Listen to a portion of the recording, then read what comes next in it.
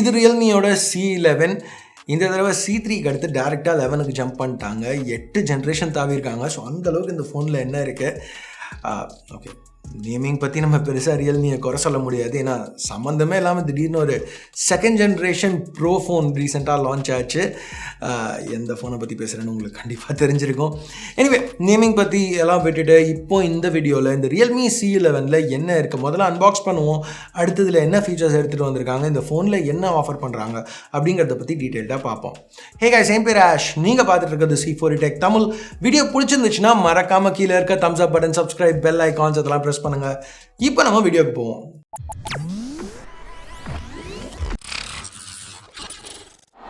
இதுதான் C11ஓட பாக்ஸ். இங்கே எதுவும் பெருசாக ஸ்பெஷலாக பண்ணல. ரெகுலராக நம்ம ரியல்மி பாக்ஸஸில் பார்க்குற அதே தான். பிராண்டிங் இருக்குது, சைடில் இன்னும் கொஞ்சம் பிராண்டிங், ஹார்ட்வேர் இன்ஃபர்மேஷன். இங்கே ப்ரைஸிங் வந்து 9000 அப்படின்னு போட்டிருக்காங்க. பட் ஸ்டிக்கர் ப்ரைஸஸ் ஜென்ரலாக ஆக்சுவல் ப்ரைஸோட அதிகமாக தான் இருக்கும். திருப்பியும் இன்னும் கொஞ்சம் பிராண்டிங் இருக்குது. பின்னாடி ஸ்பெக் ஹைலைட்ஸ் கொடுத்துருக்காங்க. ஓகே, இப்போ நம்ம பாக்ஸை பற்றி நிறையவே பேசிட்டோம். ஸோ இதை ஓப்பன் பண்ணிவிட்டு உள்ளே என்ன இருக்குன்னு பார்ப்போம். முதல்ல ஒரு எல்லோ இன்சர்ட். இதில் வந்து இன்ஃபர்மேஷன் புக்லெட்ஸ் இருக்குது. அது கூட சிம் இஜெக்டர் பின்னும் கொடுத்துருக்காங்க. அதுக்கு கீழே ஃபோன் இருக்குது. ஸோ இந்த ஃபோனை பிளாஸ்டிக் கவர்லேருந்து எடுத்து பின்னாடி உள்ள ஸ்டிக்கரை ரிமூவ் பண்ணலாம்.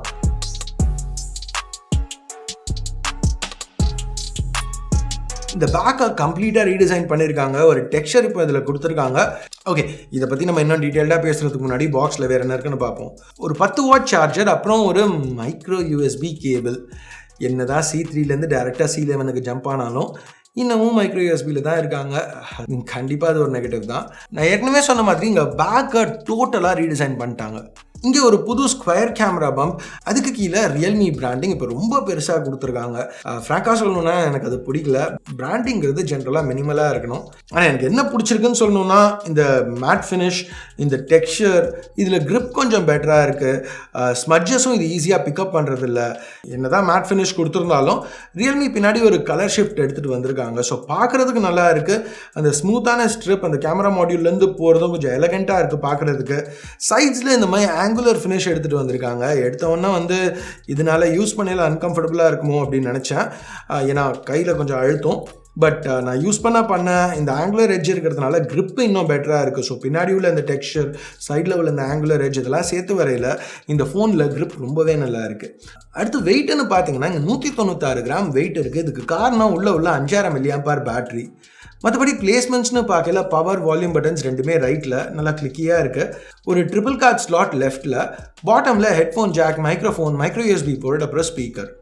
ஃப்ரண்ட்டில் பார்த்தீங்கன்னா ஒரு 6.5 inch mini drop full screen display கொடுத்துருக்காங்க. ரெசல்யூஷன் Realme C3லேருந்து மாறல, இன்னும் HD+ தான். பட் இந்த ப்ரைஸ் செக்மெண்ட்டில் இதோட ஹை ரெசல்யூஷன் எதிர்பார்க்க முடியாது. சுற்றி உள்ள பெசல்ஸ் வந்து நல்லா தின்னாக இருக்குது. அதனால 88.7% ஸ்க்ரீன் டு பாடி ரேஷியோ இருக்குது. மேலே ஒரு நாட்ச் இருக்குது. இதில் 5 மெகாபிக்சல் கேமரா. ஸோ இந்த கேமராவில் எடுத்த செல்ஃபீஸ் ரொம்பவே நல்லா இருந்துச்சு. ஸ்கின் டோன்ஸ் நேச்சுரலாக, டீட்டெயில்ஸ் அதிகமாக. 5 மெகாபிக்சல் கேமரா அப்படிங்கிற நான் எதிர்பார்த்ததோட பெட்டராக தான் இருந்துச்சு. ஓகே, இப்போ டிஸ்பிளே திருப்பி வருவோம். இது கொஞ்சம் வார்மாக இருக்குது டிஃபால்ட்டாக. பட் டெம்பரேச்சரை மாற்றுறதுக்கு ரியல்மி ஆப்ஷன்ஸ் கொடுத்துருக்காங்க. மற்றபடி இது நல்ல ஒரு வைப்ரண்ட்டான பேனல்னு சொல்லலாம். ஸோ இந்த பிக்சல்ஸ் எல்லாத்தையும் புஷ் பண்ணுறதுக்கு உள்ள ஒரு Mediatek Helio G35 சிப் இருக்குது. இது C3லேயோ இல்லை Narzo 10Aலேயோ பார்த்த Helio G70 அளவுக்கு ஒரு பவர்ஃபுல்லான சிப் கிடையாது. பட் C11 இந்த ரெண்டு ஃபோன்ஸோடையும் கம்மியான ப்ரைஸ்க்கு தான் வரும்னு எதிர்பார்க்குறோம். ஸோ அப்படி இருக்கையில் மேபி இந்த பெர்ஃபார்மன்ஸ் ஓகேயாக இருக்கலாம் ப்ரைஸிங்க்கு. யூசேஜ்னு வரையில் அந்தளவுக்கு ஸ்மூத்தாக இல்லை. கொஞ்சம் ஸ்டட்டர்ஸ் இருக்குது. Especially multi tasking menu open பண்ணல, இல்லை க்ரோமில் வெப்பேஜ் ஸ்க்ரோல் பண்ணல, அதை நோட்டீஸ் பண்ணேன். ஆப் லோட் டைம்ஸும் வந்து ஸ்லோவாக தான் இருந்துச்சு. ஏன்னா வெறும் 2 GB RAM தான் இருக்குது. 32 GB ஸ்டோரேஜ். என்ன ஸ்டோரேஜ்னு அவங்க மென்ஷன் பண்ணல, ஸ்லோவான ஸ்டோரேஜ் தான். GPUன்னு பார்க்கல C11ல் PowerVR GE8320 GPU இருக்குது.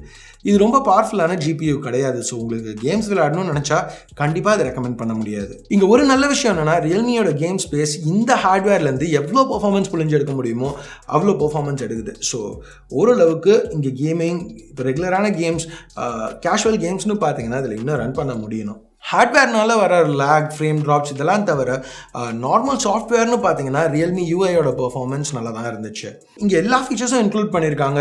ஒரு dedicated night mode, Realme lab features, dual mode audio, இது எல்லாமே இங்கே கொடுத்துருக்காங்க. இங்கே ரியல்மி அவங்க சாஃப்ட்வேர் எக்ஸ்பீரியன்ஸ், எஸ்பெஷலி இதில் உள்ள எல்லா ஃபீச்சர்ஸுமே அவங்களோட எல்லா ஃபோன்ஸ்லையுமே கன்சிஸ்டண்ட்டாக எடுத்துகிட்டு வந்திருக்கிறது பாராட்டக்கூடிய ஒரு விஷயம்.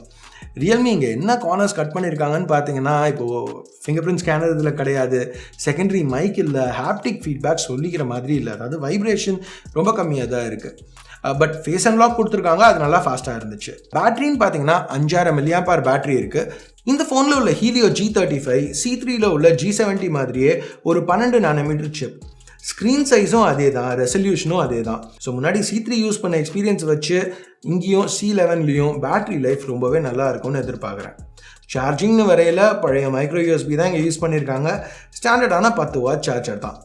கேமராஸ்னு பார்த்தீங்கன்னா பின்னாடி டியூவல் கேமரா செட்டப் இருக்குது. பிரைமரி 13 MP கேமரா f2.2 லென்ஸோடு எடுத்துகிட்டு வந்திருக்காங்க. இனிஷியல் இம்ப்ரெஷன்ஸ் இதில் ஷார்ட்ஸ் நல்லாவே வந்துச்சு. இதை எடுத்த அன்றைக்கி கொஞ்சம் மேகமூட்டமாக தான் இருந்தது. ஆனாலும் வானத்தோட அந்த ப்ளூவும் சரி, அந்த இலையில் உள்ள டீட்டெயில்ஸ், அந்த ஷேடோஸில் உள்ள இலையில் உள்ள டீட்டெயில்ஸ் எல்லாமே இதில் நல்லா ரீப்ரொடியூஸ் ஆகிருக்கு. க்ரோமா பூஸ்ட் ஆப்ஷனும் கொடுத்துருக்காங்க, இன்னும் சேச்சுரேஷன் வேணும்னா. இங்கே ஒரு இன்ட்ரெஸ்டிங்கான விஷயம் என்னென்னா, இந்த பட்ஜெட்டில் வர ஒரு ஃபோன்லேயும் ரியல்மி டெடிகேட்டட் நைட் மோட் எடுத்துகிட்டு வந்திருக்காங்க. அதை வச்சு எடுத்த ஷார்ட்ஸ் இதெல்லாம் எப்படி இருக்குன்னு நினைக்கிறீங்க கீழே உள்ள காமெண்ட் செக்ஷனில் சொல்லுங்கள். அடுத்து ரெண்டாவது கேமரா ஒரு 2 MP depth sensor. Portrait shots எடுக்கல எட்ஜ் டிடெக்ஷனுக்கு இது ஹெல்ப் ஆகும். போர்ட்ரேட் ஷாட்ஸில் டீட்டெயில்ஸும் சரி, ஸ்கின் டோன்ஸும் சரி டீசெண்டாக இருக்குது. இப்போ நம்ம ப்ரைஸிங் பற்றி பார்ப்போம். பட் எப்போவுமே மாதிரி லான்ச்சுக்கு முன்னாடி இந்த வீடியோ ஷூட் பண்ணுறதுனால அஃபிஷியல் ப்ரைஸ் இந்த பாயிண்டில் எனக்கு தெரியாது. பட் வீடியோ லைவ் ஆகிறதுக்குள்ள உங்கள் எல்லாருக்குமே ப்ரைஸ் தெரிய வந்திருக்கும். அப்படி இது வரைக்கும் நீங்கள் ப்ரைஸை பார்க்கலன்னா கீழே கமெண்ட்ஸில் பின் பண்ணுறேன், அதை செக் பண்ணி பாருங்கள். இப்போது பாக்ஸ்லேயே அது 9000 ரூபாய்க்கு தான் ப்ரைஸ் பண்ணியிருக்காங்க. ஸோ அதோட கொஞ்சம் கம்மியாக 8500 இல்லை 8000 ரூபாய்க்கு வரும்னு எதிர்பார்க்குறேன். இப்போது 10000 ரூபாய்க்கு கம்மியாக உள்ள செக்மெண்ட்டில் ரியல்மி ஏற்கனவே நார்சோ 10A C3 ரெண்டுமே 9000 ரூபாய்க்கு ஸ்டார்ட் ஆகுது. ஏற்கனவே 2 ஃபோன் வச்சுருக்காங்க இந்த செக்மெண்ட்டில். ஸோ அப்படி இருக்கையில் இப்போது ரெண்டுத்துலேயுமே இன்டர்னல்ஸ் இதோட பெட்டராக இருக்குது. நார்சோ 10Aல ஒரு எக்ஸ்ட்ரா மேக்ரோ சென்சர் கூட இருக்குது. ரொம்பவே இந்த ஃபோனில் கட் பண்ணிட்டாங்களா, இப்போ ப்ரைஸ் அவங்க ட்ராப் பண்ணியிருக்கிறதுக்கு இங்கே C3யோட கம்பேர் பண்ணலையோ, நார்சோ 10Aயோட கம்பேர் பண்ணலையோ நிறைய விஷயங்கள் இந்த ஃபோனில் கட் பண்ணியிருக்காங்களா, இல்லைனா அந்த கம்மியான ப்ரைஸ்க்கு அங்கேயும் அந்த செக்மெண்ட்லேயும் வாங்குறதுக்கு நிறைய பேர் வெயிட் பண்ணுறதுனால ஒரு வித்தியாசமான ப்ரைஸிங்க்கு ஒரு புது செக்மெண்ட்டில் இந்த ஃபோன் எடுத்துகிட்டு வந்திருக்காங்களா, இதை பற்றி நீங்கள் என்ன நினைக்கிறீங்கிறத கீழே உள்ள கமெண்ட் செக்ஷனில் சொல்லுங்கள். ஸோ அவ்வளோதான் இந்த சின்ன அன்பாக்சிங் வீடியோவுக்கு. இந்த ஃபோனோட ஃபுல் ரிவ்யூ பார்க்கணும்னு நினச்சிங்கன்னா திருப்பி கமெண்ட்ஸில் சொல்லுங்கள். நிறைய பேர் கேட்டிங்கன்னா கண்டிப்பாக ரிவ்யூ பண்ணுறேன். ஸோ அடுத்த வீடியோவில் உங்களை வீடியோ பிடிச்சிருக்கு பிடிக்கலன்னு நினைக்கிறீங்களோ அதை பேஸ் பண்ணி தம்ஸ் அப் இல்லை தம்ஸ் டவுன் ப்ரெஸ் பண்ணுங்கள். சப்ஸ்கிரைப் பண்ணலன்னா சப்ஸ்கிரைப் பட்டன் ஏற்கனவே சப்ஸ்கிரைப் பண்ணியிருந்தீங்கன்னா பக்கத்தில் உள்ள பெல் ஐக்கான் அதையும் ப்ரெஸ் பண்ணுங்கள். அப்போ தான் நான் போடுற வீடியோஸை நீங்கள் மிஸ் பண்ணாமல் பார்க்க முடியும். அடுத்த வீடியோவில் உங்களை திருப்பி சந்திக்கிற வரைக்கும் என் பேர் ஆஷ். நீங்கள் பார்த்துட்டு இருக்கிறது C4 Tech Tamil. Have a nice day. Bye.